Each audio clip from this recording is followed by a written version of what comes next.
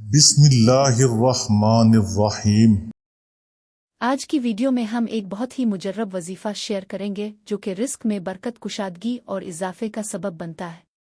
یہ وظیفہ ان لوگوں کے لیے خاص طور پر ہے جو چاہتے ہیں کہ ان کے رزق میں برکت ہو، قرضے ختم ہوں اور ان کی زندگی میں مالی آسانیاں آئیں۔ یاد رکھیں، رزق کا تعلق صرف مال و دولت سے نہیں بلکہ اس میں سکون، راحت اور اطمینان بھی شامل ہے۔ آئیے جانتے ہیں اس وظیفے کی تفصیل اور اس کے طریقہ کار کے بارے میں۔ یہ وظیفہ نہایت ہی آسان اور مختصر ہے، مگر اس کے اثرات بہت طاقتور ہیں۔ اس وظیفے میں ہم اللہ کے دو عظیم اسما یعنی الواسع اور الرزاق کا ذکر کریں گے۔ اللہ تعالیٰ کے ان اسما میں اتنی طاقت ہے کہ اگر انہیں ایمان اور یقین کے ساتھ پکارا جائے تو اللہ ہمارے رزق میں ایسی برکت ڈال دیتا ہے جس کا ہم نے تصور بھی نہیں کیا ہوتا۔ اس وظیفے کو کرنے کا طریقہ یہ ہے کہ روزانہ مغرب عشاء کی نماز کے بعد تنہائی میں بیٹھ جائیں اور اپنی توجہ کو مرکوز کر کے 11 مرتبہ درود شریف پڑھیں۔ اس کے بعد 313 مرتبہ الواسع الرزاق کا ورد کریں۔ آخر میں 11 مرتبہ دوبارہ درود شریف پڑھیں اور اللہ تعالیٰ سے اپنے رزق اور ضروریات کے لیے دعا کریں۔ کوشش کریں کہ اس وظیفے کو 41 دن تک مسلسل کریں۔ اگر درمیان میں ناغہ ہو جائے تو دوبارہ سے وظیفے کو جاری رکھیں یہاں تک کہ 41 دن مکمل ہو جائیں۔ اب آئیے اس وظیفے کے چند نکات پر غور کرتے ہیں اور سمجھتے ہیں کہ یہ اتنا طاقتور کیوں ہے۔ اللہ کے اسما میں بے پناہ تاثیر ہے۔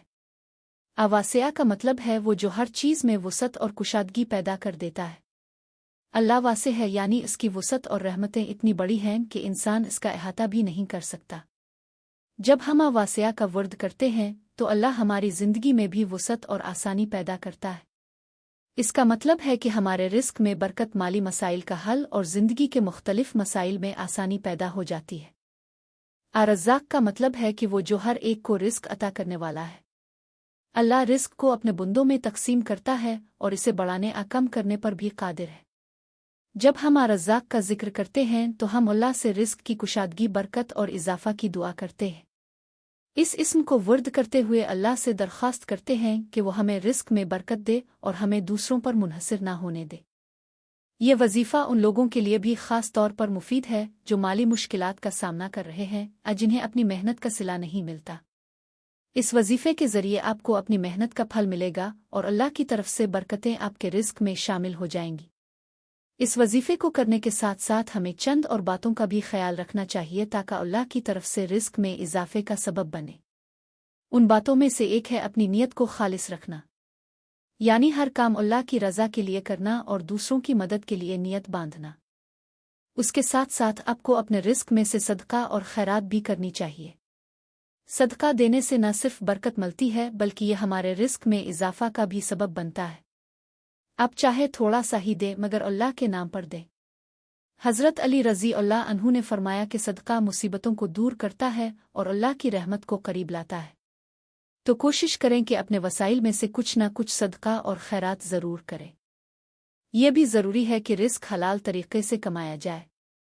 اگر آپ کے رزق میں حرام کی ملاوٹ ہوگی تو وظیفہ اثر نہیں کرے گا۔ حضرت محمد صلی اللہ علیہ وسلم نے فرمایا ہے کہ حلال رزق کی تلاش کرنا بھی عبادت ہے۔ اس لیے ہر صورت میں حلال کام کریں اور اللہ سے دعا کریں کہ وہ آپ کو رزق حلال عطا فرمائے۔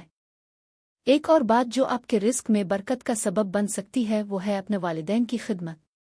والدین کی خدمت کرنے سے اللہ کی رحمت اور برکت شامل حال رہتی ہے۔